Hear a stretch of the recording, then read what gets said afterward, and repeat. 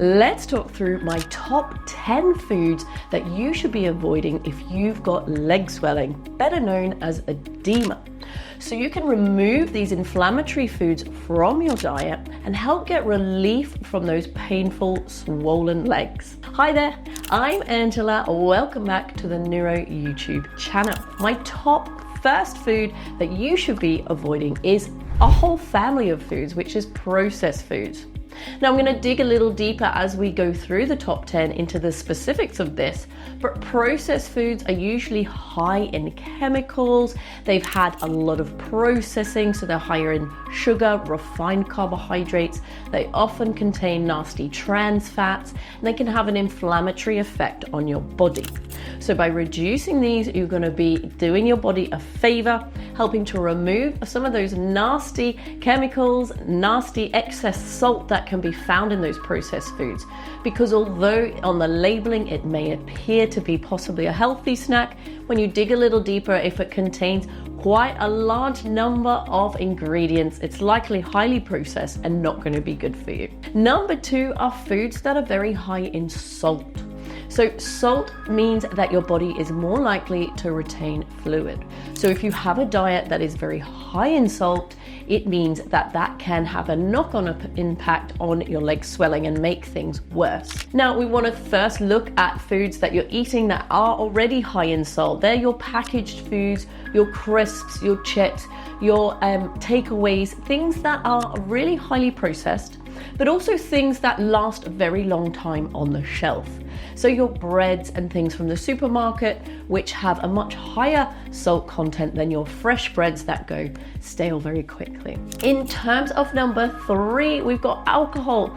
Now, from time to time, it's okay to have an alcoholic drink, but if you have a diet that is very high in alcohol, it can cause you to swell, and it can cause that fluid to be retained, make your kidneys and liver work harder, which is going to have a knock-on effect and increase that swelling. So try and get that alcohol content down, maybe limit it to once or twice a week to start with, and cut down as much as you can. Ideally, no more than 1 or 2 drinks per day. Next up, number 4, we've got caffeine. Now, caffeine is found in both coffee, tea, but also things like chocolate, fizzy energy drinks that are very high in caffeine to boost your energy. Pre-workout is also very high in caffeine. One of the issues with caffeine is it can also cause the body to get rid of excess fluid, which means your body then really tries to hold on to it and increase that fluid retention. So a little bit of coffee can be a good thing, but too much will be a bad thing. So I'd say no more than 1 coffee per day. Get rid of those energy drinks that are high in caffeine, and no more than 1 cup of tea per day. Next up, number 5, we've got any foods that cause inflammation for you personally. Okay, so I'm not going to rule out entire food groups or specific types of food like dairy, but if dairy for you personally makes you feel achy joints, you get swollen and inflamed, try an elimination diet for a couple of weeks where you really cut back on certain food groups such as dairy or gluten or even nightshades, and try and work out as you add them back in after a couple of weeks, do they cause an issue? So number 5 is any foods that cause you an inflammatory effect and you notice makes your leg swelling worse. Next up, we've got processed fats, which is number 6. Now, processed fats are found in all of those packaged foods. They're also found in deep fried foods. The oil that we are deep frying our foods in takeaways or restaurants is often recycled. It's often highly processed, so it can contain those nasty trans fats. So try and very much limit right down the number of takeaways you're having, no more than say once a month if you can, so that you are limiting that trans fats that you're intaking. Next up, number 8 is your refined carbohydrates. Now that is also found in your processed foods that we said in number 1. So refined carbohydrates and foods that are high in sugar, again, your processed foods. So things like your biscuits, your packaged cakes, your things that are very sweet, delicious, easy to overeat. What those types of foods are going to do is cause an increase and a spike in glucose levels. And if we eat a lot of these over time, after many months and years, not only can we become insulin resistant, but it increases our risk of diabetes. Now, if you have diabetes already, I would look at removing those foods almost completely from your diet. The very, very occasional treat is okay for all of us, but be particularly careful if you're pre-diabetic or diabetic. Those high blood sugar levels can cause an increase in fluid retention. So trying to get those blood sugars down by avoiding those packaged foods that are high in carbohydrates, high in glucose is really, really going to help cause that leg swelling to come down. Next up, number 8, we've got our processed meats. Now, processed meats are things like your salamis, your sausages, your bacons, anything where that meat has been taken and changed into a more processed version of that meat. So not your fresh meats from the butcher or from the supermarket, like your plain chicken, plain steak. We're talking here about those processed hams, salamis. They're often soaked in brine. They're often treated with a lot of salt, a lot of preservatives to maintain their long shelf life. So whilst they may taste very good, really try and limit those. They've also been found to increase your risk of cancer.